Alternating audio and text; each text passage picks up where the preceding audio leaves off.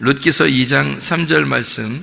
룻이 가서 베는 자를 따라 밭에서 이삭을 줍는데 우연히 엘리멜렉의 친족 보아스에게 속한 밭에 이르렀더라. 룻기서 2장 3절이었고요. 마태복음 11장 12절하고 13절 말씀입니다. 붙잡아놨죠? 이게? 마태복음 11장 12절 13절. 침례 요한의 때부터 지금까지 천국은 침노를 당하나니 침노하는 자는 빼앗느니라. 모든 선지자와 율법이 예언한 것은 요한까지니, 이렇게 되어 있습니다. 그러니까 성경을 우리가 이제 잘 알아야 되는 거는 여기 마태복음 11장 13절의 말씀에서도 뭐라고 되어 있냐면 모든 선지자와 율법이 예언한 것이 요한까지다 그랬으니까 구약에 있는 침례 요한까지가 율법과 선지자가 다 모두 거기에 속했다는 얘기예요. 그러면 진리와 은혜는 누구에게 속했다는 얘기예요? 예수님에게 속했다는 얘기죠. 그러니까 신약은 예수님에게 속했다는 얘기고요. 구약은 침례 요한까지 이제 속해 있다, 이런 얘기가 되겠습니다. 룻기서 2장 우리가 3절을 같이 읽었습니다. 자주 이야기하는 그런 이야기고, 제가 룻기서를 통해서 은혜를 많이 받았어요. 룻기서를 통해서. 그래서 룻기서를 보는데 그렇게 눈물이 나는 거예요. 룻기서를 보는데 왜 이렇게 눈물이 나나, 어느 부분에서 눈물이 났냐면요, 그 룻이 보아스의 이불을 덮었더라. 여기서 너무 눈물이 나는 거예요. 별 희한한 데서 눈물이 많이 나. 그래서 너무 거기서 눈물이 많이 나서 세상에 막 그냥 주체할 수 없는 거예요. 그래서 룻기서가 저에게는 굉장히 은혜스러운 그런 책이거든요. 짧은데 4장까지밖에 없는데 너무 은혜스러운 책이에요. 저한테는 개인적으로 그런데, 알고 보니까 이 룻기서가 복음이 굉장히 이 안에 녹아져 있더라고요. 이 복음이 아주 많이 엑기스로 녹아져 있는 게 이 룻기서더라는 거죠. 그래서 룻기서를 통해서 같이 또 이 말씀을 나누도록 하겠습니다. 우연히 엘리멜렉의 친족 보아스에 속한 밭에 이르렀더라. 보아스의 밭입니다. 보아스의 밭에 이르렀더라. 우연히 이르렀다는 이 우연이라는 말이 미크레라는 말이고요. 미크레라는 단어는 만나진, 기회, 사건, 이런 의미예요. 이게 카라에서 온 단어인데 일이 생기다, 대들보를 놓다, 우연히 일어나다, 순조롭다라는 말입니다. 무슨 일이 여기에 닥치면 순조로우냐 순조롭지 않느냐를 한번 보세요. 여러분이 어떤 문제가 닥치면 이게 순조롭게 이루어진다, 그러면 이제 하나님께서 인도하시는 거고요. 순조롭게 이루어지지 않고 이상하게 뭔가 삐걱삐걱해요.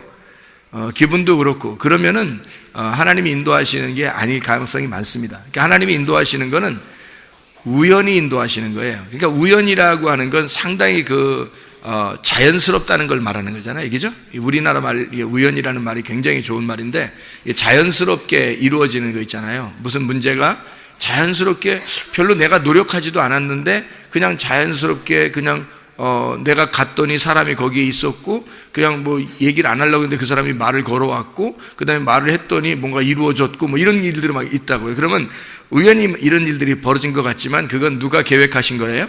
하나님이 계획하신 거란 말이에요. 그러니까 하나님이 만드신 기회, 하나님이 만드신 기회를 성경에서는 지금 우리나라 말로는 우연이라고 표현한 거고, 이게 굉장히 성경적이란 말입니다. 이게 하나님이 만드신 거니까 내가 억지로 만든 게 아닌 거죠.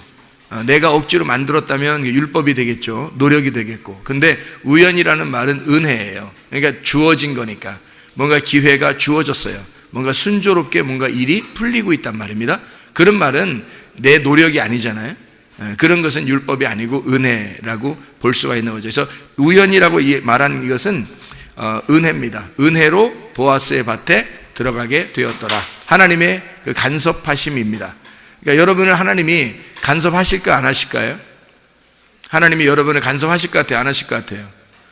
간섭하시죠. 하나님이 여러분 얼마나 간섭하시겠어요?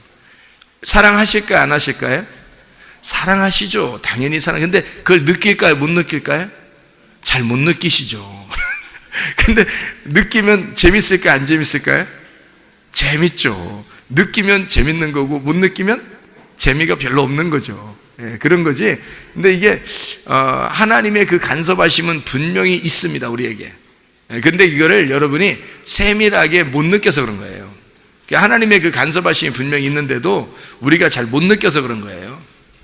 그러니까 그 간섭하심을 여러분이 알고 주님과 어떤 주님이 나를 이렇게 사랑하시는구나, 세밀하게 나를 이렇게 세밀하게 간섭하시는구나 라는 것을 알게 되면 인생이 재밌겠죠.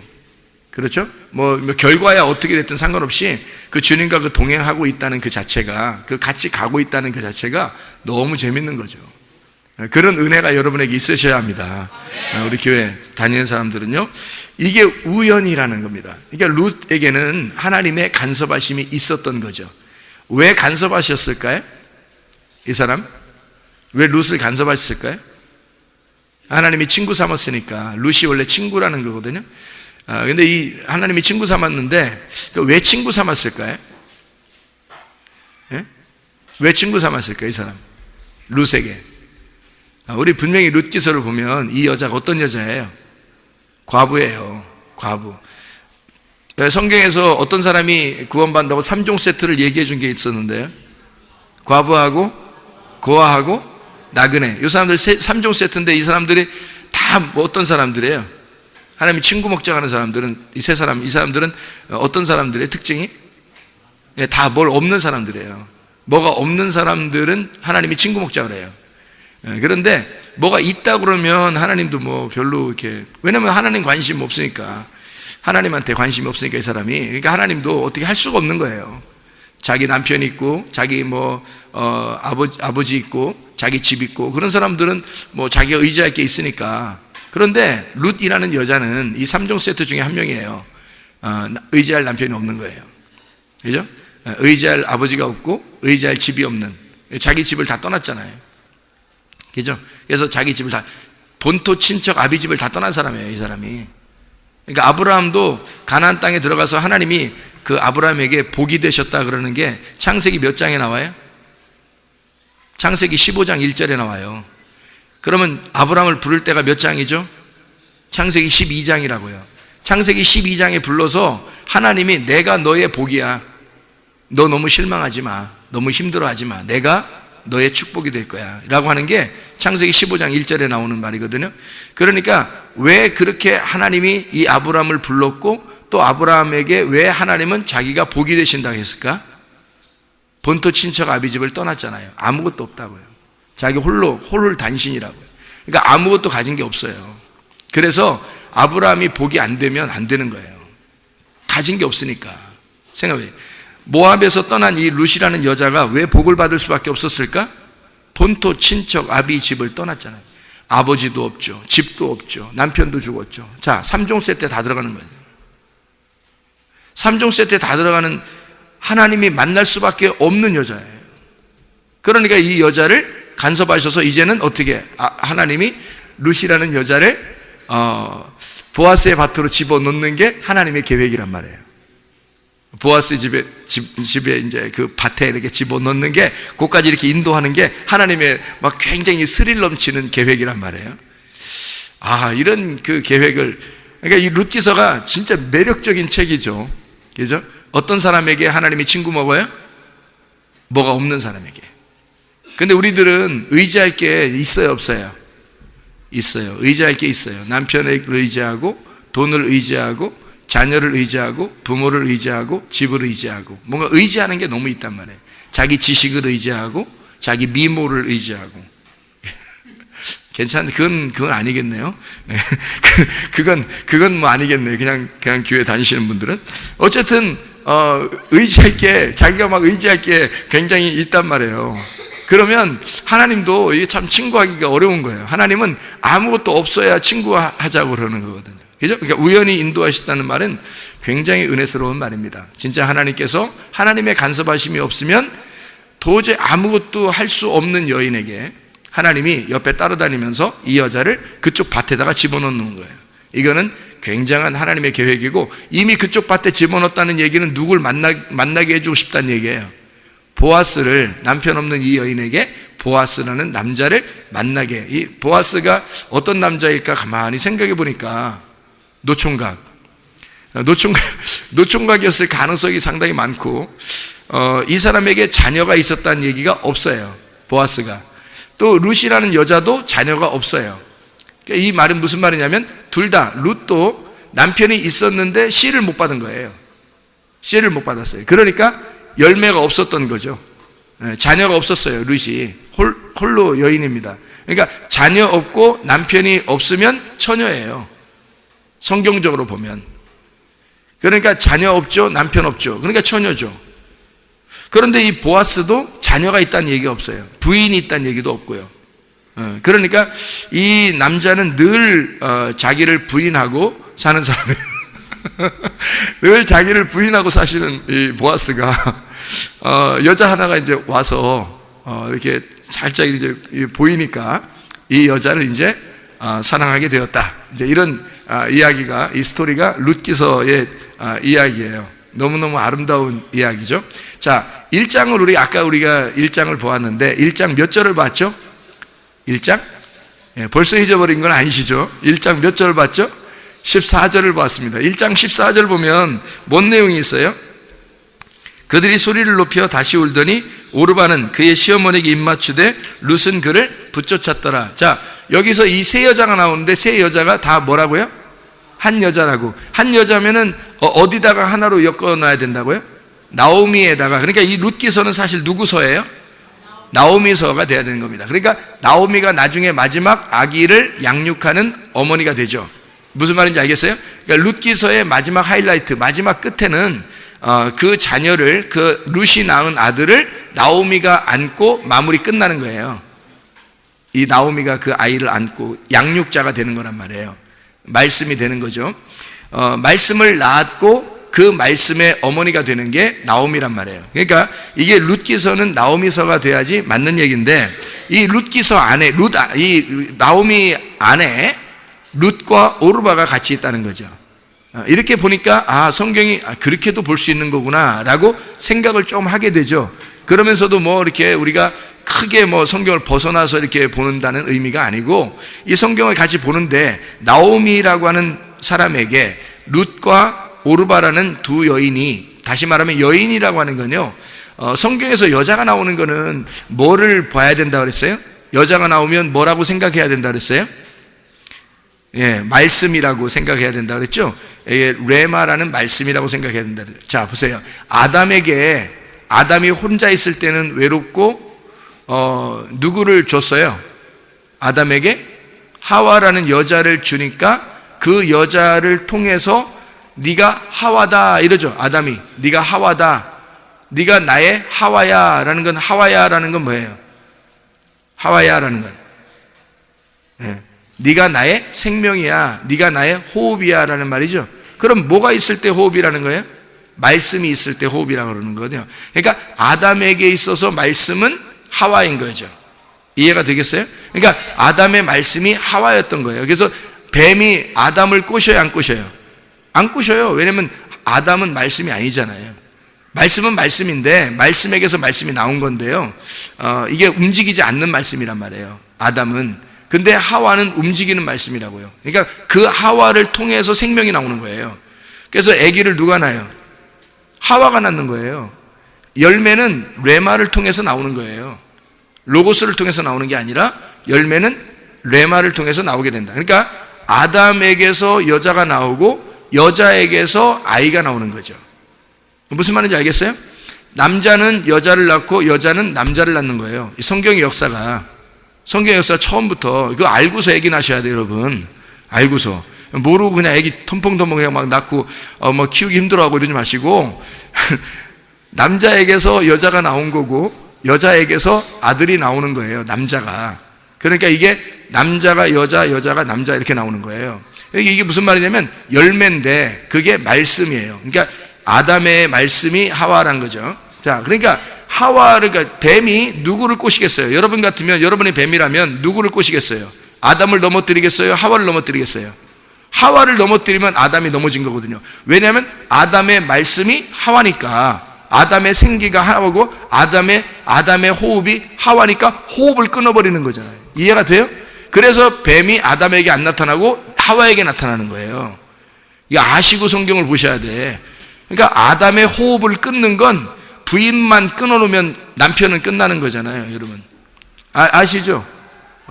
부인 인질로 잡고서 남편한테 돈 가져오라면 어떻게 해요, 사람들이? 그냥 가라고 그러죠, 그냥. 가라. 뭐, 너한테 줄 돈으로 해서 부인 이제 바꿔서 이렇게 돈 내가 너한테 줄 것 같으면 이 돈으로 내가 뭘 사먹겠다 그러죠. 그러니까, 부인을 누가 인질로 잡고서 얼마만큼의 돈을 요구해도 남편이 어떻게 할까요? 다 주겠죠, 돈을. 왜? 돈보다 내 생명이 더 중요하고 내 아내가 곧 나니까. 그렇겠죠?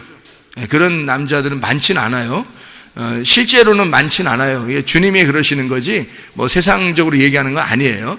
그러니까 주님이 그렇다는 얘기예요. 그러니까 아담의 호흡이 하와다. 요걸 이제 이해를 하시라는 얘기예요. 이해가 되겠죠? 그러니까 여자가 나온다는 것은 성경에 그러니까 여자 잘 골라라는 얘기고, 성경에 여자 때문에 넘어진 사람들이 꽤 있죠. 아담에게 하와 때문에 넘어졌죠, 아담이. 그리고 누가 또 여자 때문에 넘어지죠?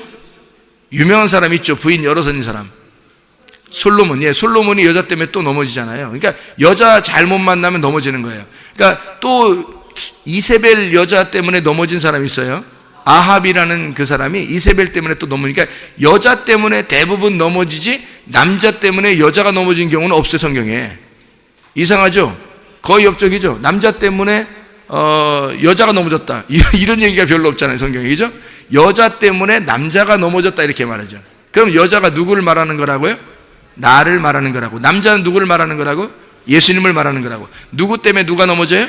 나 때문에 예수님이 죄를 짊어지시고 넘어지시는 거라고. 이해가 돼요? 그리고서 십자가를 지시는 거라고요.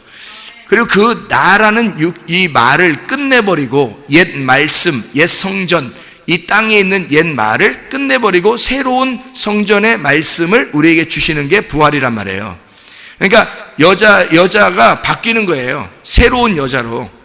그러니까 육체의 여자가 창녀 같은 여자, 나 같은 창녀 같은 여자가 죽고 그리스도의 몸으로 바뀌는 거예요.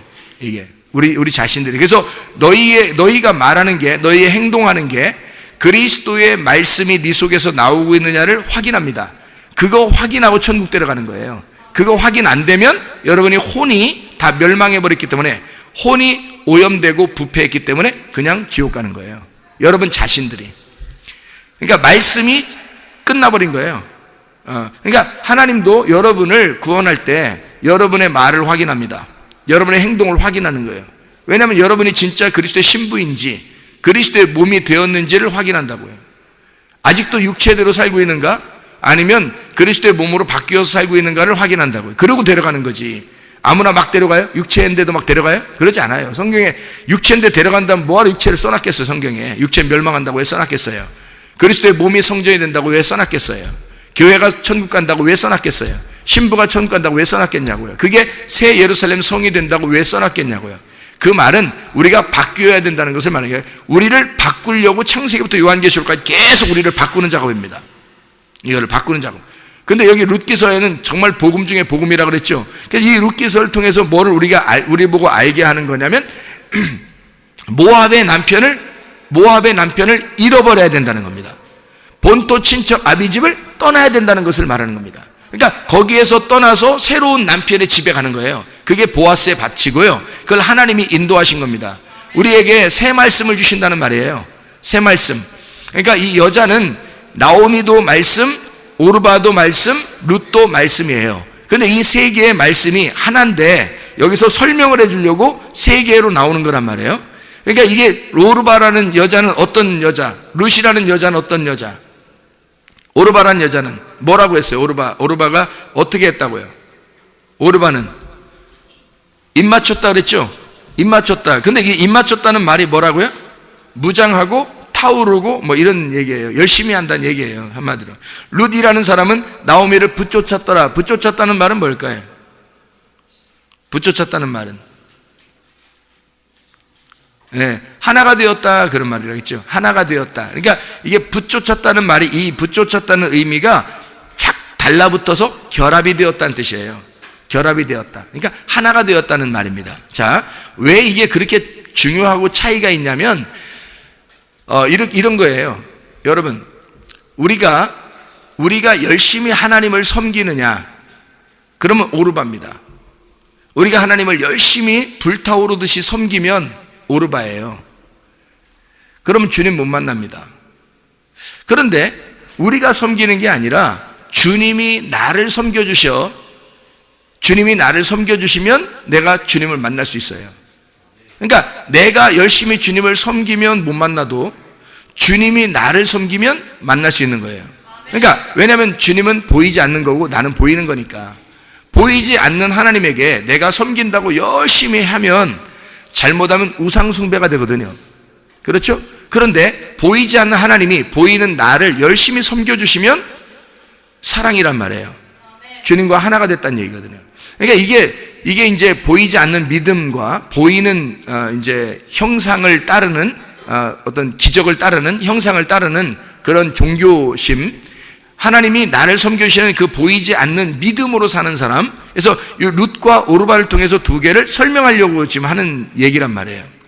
그러니까 한쪽에서 열심히 섬긴다는 얘기는 뭐가 됐다는 얘기, 어떻게 하는 걸 열심히, 이건 이제 그냥 어떻게 하니까 열심히 섬기기가 잘 모르실 거고, 왜 열심히 섬기는 거예요? 여러분. 잘 생각해봐요. 왜 열심히 섬기나?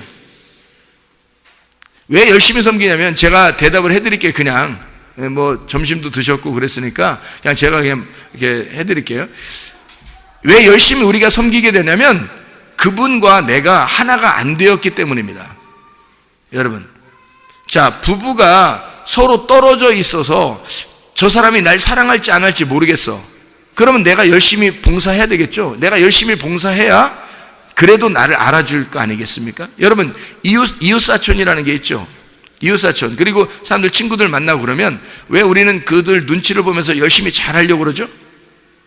그들과 하나가 아니기 때문에, 식구가 아니기 때문에 그렇습니다. 그래서 더 조심하는 거예요. 여러분, 이해가 돼요? 왜 우리가 율법적이 되냐면, 사람들이 교회 와서 왜 율법적이 되냐면요, 하나님하고 하나 됐다는 느낌이 안 오기 때문에 그래요. 하나님하고 하나 됐다는 느낌이 안 오니까 내가 열심히 하나님께 봉사해야 된다고 생각하는 거예요. 그래야 하나님이 나를 좋아하실 것 같은 거예요. 여러분, 그게 율법입니다. 그렇게 해서는 하나님 나라에 갈 수가 없어요. 그게 오르바였다고요. 그게 오르바. 그런데 이 룻이라고 하는 여자는 자기가 열심히 하는 게 아니에요.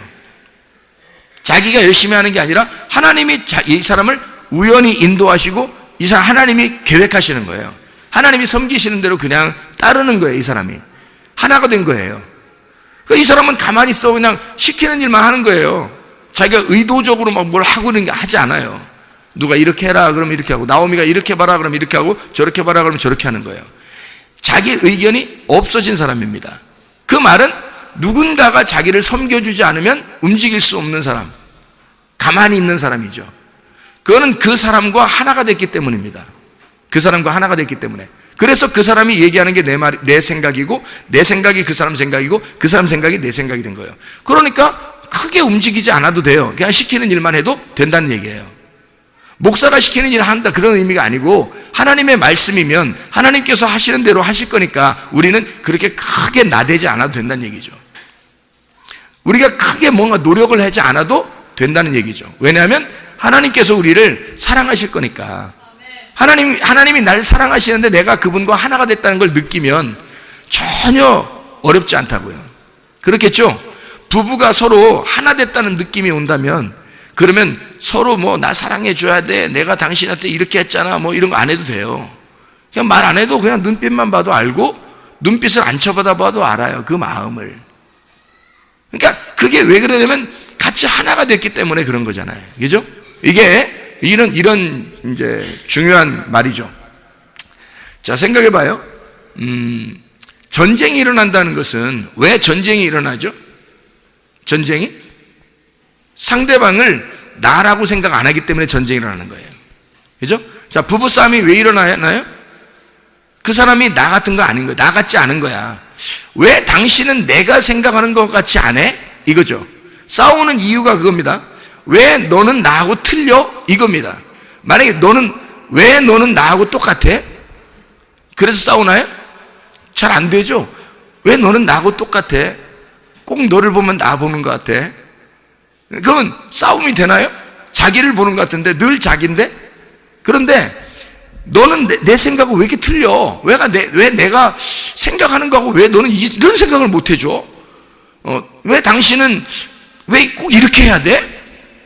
나는 안 그런데 왜 당신은 꼭 이렇게 해야 돼? 이렇게 되는 게 나하고 당신하고 다르기 때문에 그렇게 생각되는 거잖아요. 그죠? 나하고 당신하고 뭔가 달라.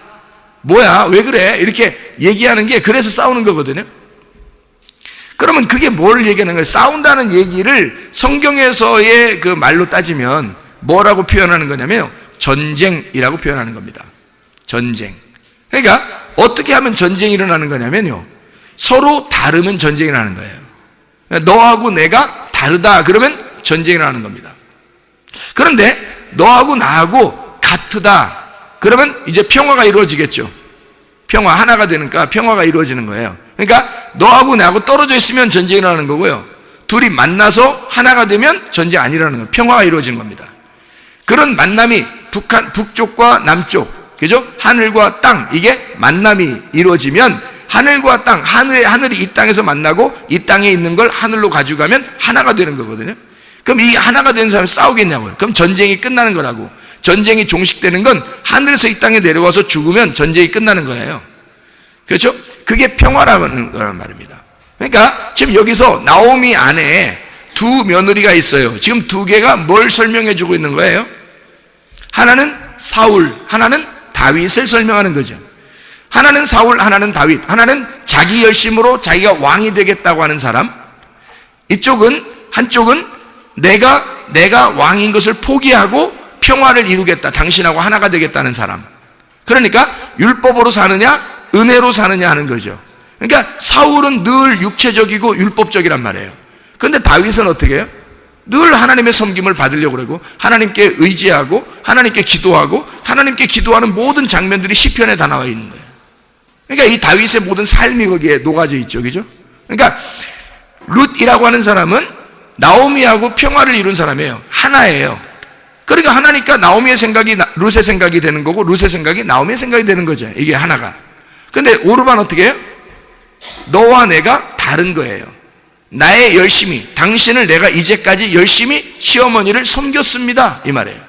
남편을 섬기다 남편이 죽었고 시어머니를 내가 당신을 열심히 섬겼는데 이제는 내가 떠나야 되겠습니다. 왜? 당신과 나니까. 나와 나가 아니라 당신과 나니까 나는 당신을 이제는 떠날 때가 됐습니다, 얘기하는 거죠. 나의 열심이 이제는 당신을 열심히 섬겼는데 율법적으로 이제는 제가 갈게요, 이 말이고요. 룻이라고 하는 여자는 저 못 갑니다.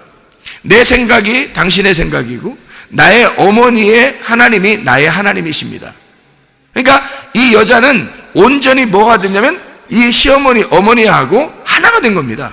그러니까 평화가 이루어진 거죠. 전쟁이 끝났습니다. 그러니까 룻은 전쟁이 끝난 사람이고 평화가 이루어진 사람이고, 오르반은 늘 너와 내가 있는 거니까 둘이니까 전쟁이 있는 사람이고요. 자, 여러분 마음속에 전쟁이 있는 사람들은 두 마음이 있기 때문입니다. 이해가 돼요? 가정에서 싸움이 있는 사람들은 무조건 두 마음이 있어서 그렇습니다. 평화가 이루어지면요, 내 안에 평화가 이루어지면요, 싸움 없어집니다. 가정에서도 한 마음이 되면은 싸움 없어집니다. 그럼 어떻게 하면 한 마음이 될까요? 어떻게 하면? 내가 죽으면 한 마음이 됩니다. 롯이라는 여자가 자기 생각을, 자기 자존심을, 자기 힘을 막 키워서 내가 왕이라고 생각한 적이 없어요. 무조건 당신의 말하는 것이 나에게 이루어지기를 원합니다 라고 따라온 여자예요. 그렇죠? 처음부터 그렇게 하고 따라온 여자예요. 그러니까 자기 의견이 있어요, 없어요? 없죠. 자기 의견이 없다는 말은 내가 죽었습니다 라는 말이죠. 내가 죽었습니다. 그러면 내가 죽었습니다 그러면 평화가 이루어지는 거잖아요. 자, 여러분이 하나님하고 평화가 이루어지려면, 하나님하고 전쟁 안 하고 평화가 이루어지려면 어떻게 하면 되겠어요? 죽으면 되는 거예요. 나 죽었습니다. 그러면 평화가 이루어지게 돼 있어요. 남편한테도 아내들이 내가 죽었습니다. 당신이 나예요. 그래서 내가 죽었습니다 그러면 싸움 일어나겠어요? 안 일어나겠어요? 평생 안 일어날 수 있습니다. 남편이 아내에게 나 죽었어요, 당신이 나예요, 난 당신을 보기만 해도 좋아, 그러면요 싸움 안 일어납니다. 이해가 돼요? 평화가 이루어지면 싸움 안 일어나거든요. 전쟁이 종식됐다는 게 평화예요. 우리 전쟁 종식합시다 라고 얘기하는 건 굉장한 약속이에요. 전쟁을 종식하자는 말은 평화가 이루어진다는 말입니다. 전쟁 종식이 평화예요. 이게 성경이라고요. 제가 성경을 여러분에게 우리가 보면서 마태복음 24장을 여러분이 보면 아는데, 옛 성전 돌 하나도 돌 위에 남지 않고 다 무너뜨리라는 게 그게 누구예요? 옛 성전이 나예요. 나를 무너뜨리겠다고 전쟁하겠다고 오시는 분이 그게 마태복음 24장 예수님이란 말이에요. 그러니까 예수님이 나하고 전쟁해서 나를 완전히 무너뜨리고 새로운 성전을 이루겠다는 거거든요. 그게 마태복음 24장이에요. 그러니까 하나님은 우리에게 너 안 무너져 있으면 내가 너를 싸워서 이겨, 너하고 전쟁해서 승리할 거야 라는 그런 말씀들이에요. 성경에 다 이게 전쟁이요, 다 나하고 하나님과의 싸움이에요. 나하고 하나님과의 싸움. 그러니까 하나님이 우리하고 싸우면 누가 반드시 이기겠어요? 하나님이 반드시 이기지. 생각해봐요. 여기 성경에 처음부터 끝까지 하나님이 이기시는 것만 나오는 거예요. 우리는 이길 수가 없어요, 하나님을. 그러니까 일부러라도 우리는 항복해 하셔야 돼. 항복. 그래서 기도할 때 어떻게 기도하면 좋아요? 두 손 높이 들고 기도하면 좋아요. 무슨 표시니까 이게? 항복한다는 표시니까. 주님, 내가 항복합니다. 무릎 꿇고 기도하는 게 참 좋아요. 왜 그래요? 자, 항복하는 사람들은 어떻게 해요? 막 양반다리 하고 막 이러고 하고 이렇게 하고? 이렇게 안 하잖아요. 예, 무릎을 딱 꿇고 이렇게 항복하잖아요. 그죠? 그럼 무릎을 딱 꿇는다는 건 뭐예요? 굴복입니다. 그러니까 기도할 때 하나님 앞에 무릎을 꿇고 두 손을 높이 들고 기도한다는 것은 물론 그렇게 안 해도 마음이 그래야 된다는 겁니다. 성경은 마음이 그래야 된다는 걸 얘기하는 건데, 하나님 앞에 진짜 항복하고 굴복하는 사람은 우리의 모습도 그렇게 겸손해야 된다는 말입니다. 겸손하게 우리가 전쟁에서 주님께 패배하고 우리가 졌다는 걸 인정해야지, 자꾸 왜 내 생각대로 살려고 하냐고요? 내 주장대로 살려고 하냐고. 안 된다고요. 룻이라는 여자가 왜 보아스를 진짜 만나게 되었느냐면 자기 의견이 없기 때문입니다. 자기가 죽었기 때문이에요. 자, 여러분이 보아스를 만나고 싶잖아요. 그러니까 이 보아스를 만나는 방법을 제가 가르쳐 드리는 겁니다. 보아스가 능력의 예수님이거든요. 능력의 예수님을 만나려면 이렇게 해야 된다. 이 여자처럼 해야 된다. 얼마나 아름다운 일인가 라는 얘기를 지금 해드리고 있는 겁니다. 둘이 될 거냐? 하나가 될 거냐? 그 말씀과 둘이 되지 말고 말씀과 하나 되시기를 바랍니다. 그래야 여러분 보아스라는 신랑을 만나게 되는 거예요. 말씀과 하나 된 삶을. 그럼 어떻게 하면 우리가 말씀과 하나 된 삶을 사는가라고 생각하면서 늘 하나님 앞에 기도하는 거예요. 주님, 내가 말씀과 하나가 되게 해주십시오. 말씀하고 내가 하나가 되게 해서 동행하게 해주십시오. 내가 말씀보다 앞서 나가지 않게 하시고 말씀보다 뒤에 따라가게 하셔서 말씀과 내가 동행하도록, 말씀과 같이 가게 해주십시오. 말씀을 깨닫고 말씀을 이해하게 해주시고 그 들리는 말씀이 이해가 되어 내가 그 말씀과 같은 보조를 맞추어서 나가도록 해주십시오. 기도하셔야 됩니다, 여러분. 하나님 말씀과 같이 동행하는 거, 이게 하나님과 동행하는 것이거든요. 그러니까 하나님 말씀 안에서 여러분이 하나님 말씀을 깨닫고 이해하는 것은 굉장히 중요한 거다. 이렇게 하나 된 삶, 평화가 이루어진 동행하는 삶을 사셔야 된다라는 얘기입니다. 자, 이렇게 하고서 룻이 보아스를 만났어요. 여러분, 보아스 만났다는 것은 여러분 이제 아시죠? 아까 우리가 룻기서 2장을 우리가 보았습니다. 룻기서 2장을 보았스, 우리 룻기서 2장 4절을 보면 마침 보아스가 베들레헴부터 와서 베는 자들에게 이르되 여호와께서 너희와 함께 하시기를 원하노라 하니 그들이 대답하되 여호와께서 당신에게 복 주시기를 원하나이다 하니라. 보아스가 베들레헴에서부터 왔어요. 예수님이 어디서 태어났다고요? 베들레헴, 생명의 떡으로 우리에게 오셨다는 거죠. 베들레헴으로부터 오신 예수님, 이 얘기를 하려고 일부러 여기다 써놓은 거죠. 그죠? 베들레헴에서 오신 보아스라는 얘기를 써놨고, 그 다음에 8, 9, 11절을 말씀해 보면 보아스가 11절에 룻기서 2장 11절에 뭐라고 했다고요? 보아스가 그에게 대답하여 이르되 내 남편이 죽은 후로 네가 시어머니에게 행한 모든 것과 내 부모와 고국을 떠나 이랬죠. 다 떠난 겁니다. 본토 친척 아비집을 다 떠난 거예요. 누가 됐다는 겁니까? 이 여자가 그러니까 아브라함이 되었다라는 얘기입니다. 아브라함이 되니까 복을 받아야 되겠죠. 그래서 하나님이 복이니까 보아스라는 복을 받았다라는 얘기예요. 이해가 되겠죠? 본토 친척 아비집을 떠나, 고국을 떠나, 부모와 고국을 떠나 전에 알지 못하던 백성에게로 온 일이 내게 분명히 알려졌느니라. 그러니까 보아스는 이 여자를 알고 얘기하는 겁니다. 그죠? 알고 얘기해. 사마리아 여자를 만날 때 예수님이 이 사마리아 여자를 알고 갔을까 모르고 갔을까? 알고 가는 거예요. 알고 이 여자를 만나서 얘기하는 겁니다. 그리고 이 여자, 사마리아 여자는 예수님을 만났을 때 분명히 예수님이 진짜 진리인가 거짓인가를 확인해야 되겠죠. 그래서 계속 확인하면서 물어본 거예요. 그랬더니 나중에 알고 보니까 진짜 생수의 강이에요. 이분이 진짜 하늘나라 위의 물이고 진짜 자기가 찾던 메시아였던 거예요. 그래서 거기서 그 주님께 자기 자신을 다 내려놓습니다. 이게 이제 그 여자가 주님을 만나는 그런 장면이거든요. 룻도 마찬가지예요. 아브라함처럼 이 사마리아 여자처럼 여기 지금 보아스를 만난 거죠. 이 보아스를 만나서 이 보아스가 먼저 이 여자를 알고 있었던 거죠. 그러니까 룻하고 얘기하기 전에 이미 다 알아보는 거예요.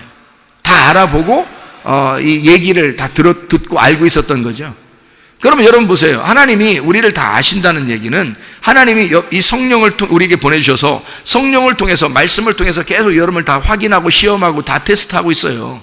여러분을 지금도 계속 하나님이 여러분을 보고 있습니다.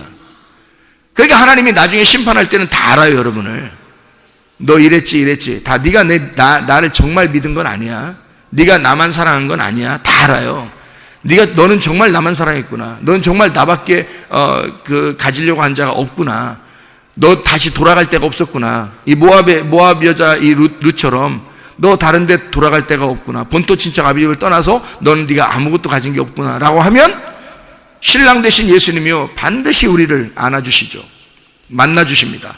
이게 룻이라는 여자의 특징이었어요. 그죠? 아무것도 없다 이거야. 근데 신랑 되신 보아스는 알고 있었다는 거죠. 이 여자에 대해서 다 조사하고 알고 있는 거예요. 하나님이 우리를 아실까요? 모르실까요? 다 아셔요. 여러분의 생각도 아셔요. 여러분이 하나님한테 삐대는 사람인지 아니면 순종하려고 하는 사람인지 다 알아요. 아니 남편들도 다 알겠다. 그죠? 아내들도 다 알겠다. 여러분 보면. 그런데 하나님은 왜 모르시겠어요? 더 잘 알죠. 하나님은 여러분을 다 조사하십니다. 다 조사하시고 척 보면 앱니다. 이렇게 다 알아요. 그러니까 그냥 모르시는 분이 아니에요. 다 알고 있단 말이에요. 이게 보아스가 룻을 만났을 때 다 알고 있다. 그러니까 누가 만나러 왔다고요? 룻이 만나러 온 게 아니고 룻은 보아스를 몰랐다고 했어요. 몰랐다고. 그래서 그냥 밭에 와가지고 말씀을 듣고 있었던 거예요. 지금으로 말하면 말씀을 듣고 있었다는 얘기고 그때로 말하면 이삭을 줍고 있었던 때입니다. 근데 그 이삭을 줍는다는 얘기는 이삭이 껍질이 까 있는 거예요? 안 까져 있는 거예요? 아직 안 까져 있는 거예요. 안 까져 있는 걸 그 율법으로 쌓여 있는 그 껍질이 있는 알맹이를 계속 줍고 있었던 겁니다. 이 여자가. 자, 사마리아 여자가 어느 때 만났죠? 예수님을? 율법의 야곱의 우물에 가서 율법의 땅의 우물을 푸고 있을 때 땅의 우물을 계속 푸고 있으니까 진짜 우물이 왔겠죠. 하늘의 진짜 우물이 예수님이 온 거란 말이에요. 너 내가 주는 물을 먹으면 영생하는 물인데 목마르지 않을 거야 라는 게 진짜 예수님이죠. 그죠? 그 위에 있는 물. 그러니까 땅에 있는 물을 캘 때 땅에 있는 물을 이렇게 기를 때 그때 위에 있는 물이 와서 알맹이를 알려주는 거거든요. 여기 있는 이 룻도 뭐냐면 가서 이삭을 줍는 거예요. 껍질까지 같이 있었겠죠. 아마 여러분 생각해서 이삭을 줍는데 여러분 추수할 때 보면 껍질 다 까져 있나요? 밑에? 껍질 까져서 다 막 땅에다 막 던져놓고 막 가나요? 누가? 주인이? 그렇게 안 하잖아요. 이게 껍질이 다 같이 있다고요. 이게 추수를 하는 동안에는 껍질과 알맹이가 같이 있는데 추수를 할 때 껍질에 덮여 있는 알맹이가 이게 다 떨어진다고 이게. 그러니까 이거를 주신 거예요. 그거를 줬는데 그 여자가 주실 때는 율법이죠. 율법 복음이 속에 복음이 감추어져 있는 율법. 그죠? 말씀은 말씀인데 말씀을 듣고 있는데 복음이 감추어져 있단 말이에요. 그 감추어져 있는 걸 이렇게 감추어져 있는 껍질이 감추어져 있는 그 알맹이 그걸 그 이상을 줍고 있었던 거거든요. 아, 놀랍죠? 보아스가 나타나서 너는 이 밭에서 안 떠났으면 좋겠다라고 얘기하고 그러면서 뭐라고 그러냐면 왜냐면 그게 보아스의 밭이니까 여기를 떠나지 말라는 거예요. 자, 그러면 보아스의 밭이 아닌 밭도 있었겠죠. 아니 지금 여러분 지금 따라오고 있는 거예요 저한테? 자, 보아스의 밭이 아닌 밭도 있겠죠. 옆에 밭들 그죠? 그러니까 보아스의 밭이 아닌 밭에서 이삭을 주우면 돼요, 안 돼요? 안 돼요. 보아스의 밭에서만 이삭을 주워야 된다고. 그래서 보아스가 뭐냐면 이건 내 밭이야. 그러니까 여기서만 주셔야 돼 라고 하는 거죠. 그러면 이 시대에도 하나님이 주인인 교회가 있겠죠. 분명히 하나님이 주인인 교회가 있겠죠. 엉뚱한 교회 다니고 하면 안 됩니다. 이단 같은 데 가면 안 되겠죠. 그죠? 엉뚱한 데 가면 그 하나님 교회가 아닙니다. 말로만 하나님의 교회라고 이름만 하나님 교회라고 큰일 납니다. 그 하나님 교회 아니에요. 그 사탄의 교회. 자기들은 하나님 섬긴다고 하지만 사탄을 섬기고 있는 거야. 뭐 이런 것들도 많잖아요. 그죠? 보아스의 밭이 있다고요. 마지막 때에 보아스의 밭에서 이삭을 줍고 있으면요, 하나님이 뭐라고 하시겠어요? 이건 내 교회야. 이건 내 교회야. 내 말씀이 계속 떨어지고 있는 교회야. 여기를 떠나지 않았으면 좋겠다라는 교회가 있을까 없을까? 있겠죠. 우리 교회가 그런 교회가 되기를 원합니다. 이게 하나님의 보아스의 밭. 그러니까 이 교회가 하나님이 인정하는 교회, 하나님이 인정하는 밭이 돼야 된다는 거예요. 우리 교회가 말씀을 사모하는 자들이 아주 눈을 초롱초롱하면서 하나님 말씀을 사모하는 이런 사람들이 있는 교회, 룻과 같은 여인들이 여기 앉아서 말씀을 이삭을 막 줍는 교회, 보아스의 밭. 그러면 이제 주님께서 저의 입을 통해서 뭐라고 얘기하겠어요? 이 보아스의 밭에서 떠나지 않았으면 좋겠다, 그런 얘기 할 거 아니에요. 진리의 말씀이 여기에 있으면 우리가 어디로 가겠습니까? 라고 베드로가 예수님한테 고백한 게 있죠. 그러니까 진리의 말씀이 여기 떨어지면 우리가 어디로 가겠습니까? 아니, 이 세상에서 보아스의 밭은 우리 교회밖에 없다, 이런 말이 아니에요. 제 얘기는 하나님의 집, 하나님의 보아스의 밭은 많지 않다는 얘기입니다. 그런 밭은 다른 보아스가 주인이 아닌 밭들도 많이 있었을 거란 말이에요. 근데 하나님은 우연히 하나님의 계획에 의하여 룻을 보아스가 주인인 그 밭에 집어넣는단 말이에요. 그게 축복이었던 거죠. 룻이 만약에 보아스의 밭이 아닌 밭에 들어갔다면 그 남자를 만났을 겁니다. 그 남자, 저 남자를 만났을 거야. 그죠? 그 남자, 저 남자를 만났을 거야. 그런데 하나님이 이 사람을 보아스가 있는 밭으로 인도했단 말이에요. 다시 말하면 하나님이 이끌어 가시는 교회가 분명히 있을 거고, 우리 교회가 그런 교회가 되기를 소원하는데, 이런 교회 안에서 이삭을 줍고 있다면 하나님이 보아스의 밭에서 떠나지 아니하고 말씀을 듣기를 원한다. 여기에서 껍질이 쌓여 있는, 이 껍질이 이렇게 쌓여 있잖아요. 이거 줍는단 말이에요. 이게 말씀이 떨어지는 거라고. 껍질까지 쌓여 있는 이 말씀이 전해진다고요. 근데 이 속에 뭐가 들어있어요? 알맹이가, 복음이 들어있다고요. 그러니까 여러분에게 이 복음이 들어있는 말씀을 전달하면서 보아스가 올 때가 있겠죠. 보아스가 오면 뭐라고 하겠어요? 이제 보아스가 오면 여기서 이삭을 주어라 라고 얘기하면서 곡식을 막 보아스가 준단 말이에요. 다시 말하면 그 진짜 말씀, 생명의 말씀을, 보아스를 여러분이 만나게 될 때 말씀을 계속 듣고 있는데, 이삭을 줍고 있는데 껍질이 이렇게 쌓여 있는, 아직 나도 말씀을 잘 모르겠는데 라고 생각하는 그런 우리들의 그 마음 있잖아요. 그런 마음으로 계속 말씀을 듣고 있는데 어느 날 보아스가 찾아오신다고. 여러분에게 마음속에 보아스가 갑자기 찾아오면서 껍질을 까준단 말입니다. 그 속에 있는 알맹이가 바로 나야, 내가 보아스의 밭의 주인이야 라고 보아스가 자기를 소개하는 거예요. 알맹이가 어떤 날 갑자기 껍질이 까지기 시작하는 거예요. 그러면 이게 속에 있는 보아가, 이 속에 있는 보물이, 속에 있는 보아스가, 속에 있는 예수가 보이기 시작하는 거란 말이에요. 이게 말씀이, 이게 이제 보아스를 만나는, 신랑을 만나는 결혼이라고요. 이게 그러니까 뭘로 결혼하겠어요 여러분? 아니, 보아스 만나면 당연히 결혼하죠. 여러분 집에 있는 남편 다 버리고 보아스 만나면 진짜 결혼하겠지. 보아스가 나 보아스야, 보아스 딱 쓰고, 보아스 이렇게 쓰고서 딱 나오면 분명히 여러분 집에 있는 남편 다 집어치우고 보아스 만나겠죠. 왜요? 보아스가 부자니까. 집에 있는 남편보다 훨씬 부자니까? 아니, 지금 룻이라는 여자는 지금 보아스가 부자인지 알아 몰라? 상관없어요. 이 여자는 지금 자기 앞이 지금 코앞에 지금 코도 못 푸는 여자야. 지금 혼자 아무것도 못하는 여자예요. 그 어머니가 시키는 대로 그냥 와서 그 죽고 있는 중이야. 그냥 나 말씀이나 들으러 가야 되겠어요. 나 밥이라도 그냥 우리 밥이라도 먹고 어머니 좀 봉양해야 되니까 내가 밥이라도 먹어야 되겠습니다라고 이렇게 그렇게 하는 여자예요. 그냥 그거 하나만 있으면 된다 이렇게 생각하는 여자인데, 나오미가 그래 가라, 가서 이렇게 이삭 좀 줍고 와라. 그러면 가서 이제 이삭 줍었는데 와가지고 소상히 또 다 얘기해요. 내가 어디서 이삭을 줍었는데요. 어디 돼? 그게 밭이 어디야? 보아스라고 하는 사람의 밭이 돼요. 그래? 이제 역사는 이제 시작되는 거죠. 예. 그렇게 이렇게 하나도 한 가지라도 다 소상하게 얘기할 수밖에 없는 자기가 하나도 없는 이 여인에게 보아스를 만나는 거예요. 이게 보아스를 만나가지고 알맹이를 알려주는 거죠. 이제까지 몰랐는데 그게 보아스의 밭이 보아스가 뭔지도 모르고 보아스가 누군지도 모르고 보아스 만나본 적도 없고 뭐 보아스가 어떤 사람인지 모르는데 근데 보아스가 등장해 버리는 거예요. 보아스가 막 나타나는 거예요. 여자한테 잠깐 나 좀 보자 하면서 여러분에게 말씀을 듣고 있는데 어느 날 주님이 너 나 좀 보자 이럴 때가 온다고요. 여러분에게. 그러면 껍질 까진다고. 껍질이 까지면 보화가 보이는 거라고요. 밭에 보화를 발견하면 어떻게 돼요? 그 다음부터 자기가 싹 다 팔아가지고 이 보화 있는 밭을 산다고 그랬죠. 그때 산다고 그랬잖아요. 그죠? 다 팔아서. 그러니까 주님 만나면 하지 말라고 해도 주를 위해 살게 돼 있어요. 죽도록 주님이 나를 위해서 충성하셨다 그랬죠. 내가 이제 또 주님 만나면 진짜 만나게 되면 어떻게 된다고요? 죽도록 주님 위해서 충성한다 그랬죠. 그거 누가 시켜서 하겠냐고. 그거 아니라고요. 죽도록 충성하는 게 진짜 하나님이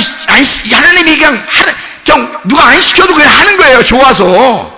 그냥 이제 그다음부터는 보아스가 좋아서 하는 거예요. 보아스는 룻이 좋아서 하는 거고 하는 행동이고, 룻도 보아스를 만나 진짜 알맹이를 알게 됐잖아요. 보아를 알게 됐잖아요. 그러니까 룻도 이제 보아스에게 자기가 하고 싶은 대로 하는 거예요. 자기가 하고 싶어서. 나중에는 그게 하나됨이란 말입니다. 하나됨. 자, 그래서 여기서 보아스를 만나게 되는 그 장면을 잠깐 얘기하려고 그래요. 여기 보아스 만날 때 어떻게 했는지 우리 한번 볼까요? 이 보아스 만나서 어떻게 됐는지. 룻기서 3장 7절 말씀 한번 봅니다. 룻기 3장 7절 말씀. 보아스가 먹고 마시고 마음이 즐거워 가서 곡식단 더미의 끝에 눕는지라. 룻이 가만히 가서 그의 발치 이불을 들고 거기 누웠더라. 막 눈물 나는 장면이야. 이게 막 눈물 나는 장면. 눈물 하나도 안 나죠 여러분? 눈물 하나도 안 나. 그러니까 은혜 받는 게 다 달라. 그러니까 은혜 받는 게, 여러분 또 그 우연히 이런 데다가 막 눈물이 막 날지도 모르고요. 예? 그러니까 이게 다 달라. 그런데 저는 이게 왜 이렇게 눈물이 나는지 막 모르겠어요. 이게 여기가 이 부분이. 그래서 룻기서 3장 7절에 이게 눈물 날 장면이 아닌데 막 눈물이 나더라고. 이렇게. 왜 이렇게 눈물이 나나 봤더니 3장 7절에 이런 말씀이에요. 눕는지라라는 게 샤카브라고 하는 단어거든요. 샤카브. 이게 눕는다는 단어예요. 이게 룻기서 3장 8절에도 보면 있어요. 밤중에 그가 놀라 몸을 돌이켜 본즉 한 여인이 자기 발치에 누워 있는지라 할 때 거기도 샤카브입니다. 누워 있다라는 말이거든요. 이 샤카브라고 하는 단어가 어떤 의미냐면요, 동침하기 위해서 누워 있다는 단어예요. 동침하기 위해서 누워 있다는 단어입니다. 그러니까 한마디로 말하면 이 여자는 보아스를 놓치고 싶지 않았던 거예요. 보아스가 이 룻을 만나러 왔잖아요. 근데 이 룻이 이 보아스를 꽉 잡는 순간이에요. 이날. 이렇게 하고 난 다음에 나오미를 만나러 가죠. 룻이. 그죠? 왜 보아스가 예의가 진짜 바른 사람이잖아요. 누워있다가 일어나서 이렇게 갈 때 이렇게 양식도 이렇게 주고서, 야, 새벽 일찍 나가야 돼. 사람들이 너 쳐다보면 뭐라고 생각하겠어? 그 외간 여자가 말이야, 이렇게 남자 돈 있다고 해서 이렇게 와가지고, 이렇게 같이 이렇게 그렇게 하는 것처럼 보이면 안 되잖아. 그러니까 너 양식 얻으러 왔다고 생각하는 것처럼 이렇게 보이게 양식을 가지고 가. 그리고 어머니한테 가서 이거 갖다 드려. 하면서 양식, 진짜 엄청 예의가 바르신 분이에요. 이분이. 나이도 많았을 거고, 예의가 바른 분인데, 이렇게 하고서 이제 갔거든요. 가서, 야, 소상히 얘기해봐. 그랬거든요. 그러니까 말이에요. 소상히 얘기해봐. 그러니까 이 여자가 또 다 얘기해요. 뭔 얘기했을까? 이런 얘기를 했을 거 아니에요. 이런 얘기를 하니까 나오미가 뭐라고 하는지 알아요? 룻한테? 나오미가? 이런 얘기를 다 하고니까, 나오미가 뭐라고 하냐면, 야, 이제 됐어. 이제 됐어. 그래요. 이제 됐어. 이제는 우리 쪽에서 안달복달할 필요가 없어. 이제 밀당 들어가는 거야. 이런 얘기가 이제 밀당 들어가기 시작하는 거예요. 이제 오늘부터 밀당이야. 가만히 있어. 그러면 저쪽에서 알아서 다 할 거야, 이제. 이렇게 된 거예요. 왜 저쪽에서 알아서 다 할까요? 이 여자가 남자를 잡으려고 꽉 잡으려고 샤카브 했거든요. 동침하려고 이불을 덮었거든요. 이러니까 이제 그 다음부터 안달복달한 사람이 누구예요? 보아스인 거예요. 얼마나 놀랬으면. 아니 뭐 생전 처음 있는 일이야 이게 지금. 보아스가 노총각 될 때까지 지금 여자 있다는 얘기도 없고 자녀 있다는 얘기도 없잖아요. 아무도 없는데 갑자기 놀랄 놓자 진짜 이상한 일이 벌어진 거예요. 그래서 이 나오미가 이제 밀당을 이제 가르쳐 주는데 룻한테 3장의 마지막 절 봐봐요. 밀당을 어떻게 가르쳐 주나? 아니 봐봐요 진짜. 룻께서 3장 마지막 절 18절에 뭐라고 나와 있어요? 이에 시어머니가 이르되 내 딸아 이 사건이 어떻게 될지 알기까지 앉아 있으라. 자, 밀당 들어갔죠? 밀당 들어갔는데 그 사람이 오늘 이 일을 성취하기 전에는 이 일을 완성하기 전에는 쉬지 않을 거다. 이제 누가 답답하다는 얘기야? 그쪽에서 답답해졌다는 얘기야. 너 같은 여인을 아무나 얻는 거냐? 그쪽에서 답답할 거야. 하나님이 예수 하나님의 아들을 우리에게 신랑으로 주실 때 여러분이 그런 여인이 되셔야 합니다. 다시 말하면 예수님 그 신랑이 우리를 볼 때 난 너 같은 여자는 처음 봐. 너같이 이렇게 대담하게 입을 덮어달라고 하는 여자는 처음 봐. 그런 얘기 아니라 하여튼 너 같은 여자는 처음 봐. 너같이 아름다운 여자는 내가 생전 처음이다 라는 그런 여자가 되셔야죠. 신랑이 볼 때, 우리를 볼 때 집에 신랑 얘기하는 게 아니에요. 지금 예수님이 얘기하는 거예요. 예수님이 우리를 볼 때 나는 너 볼 때 난 너 같은 여자 처음이야. 워낙 여자도 몰랐지만 이 보아스가, 그러니까 이 여자가 처음이겠죠. 처음이겠지만 진짜 우리를 볼 때 하나님이 나 너 같은 여자 처음 봐. 너무 아름다워. 나 깜짝 놀랐어. 이런 여자가 돼야죠. 이게 룻이란 말이에요. 정말 아름다운 이야기 아닙니까? 샤카브. 이 샤카브라고 하는 단어가 3장 7절하고 3장 8절에 이야기가 나오고요. 3장 9절에 보면 또 이런 얘기가 있습니다. 이르시되 네가 누구냐 하니 대답하되 나는 당신의 여종 루시오니 당신의 옷자락을 펴서 당신의 여종을 덮으소서. 이는 당신이 기업을 물을 자가 되민이이다. 당신만 나의 신랑이 될 수가 있습니다. 이 말이에요. 당신이 나를 반드시 동침하셔야 합니다. 당신을 내가 반드시 알아야 합니다. 내가 당신을 반드시 알아야 하고 당신은 나를 아셔야 합니다. 내가 당신과 함께 있어야 합니다. 당신이 나를 기업 물을 자입니다. 이불을 덮어주소서. 놀랍잖아요. 이 여자는 보아스를 놓치지 않고 싶은 겁니다. 그 보아스만 자기의 신랑이 될 자격이 있다는 것을 알고 있기 때문이에요. 오직 예수님만 나의 신랑이 될 수 있는 자격이 있는 겁니다.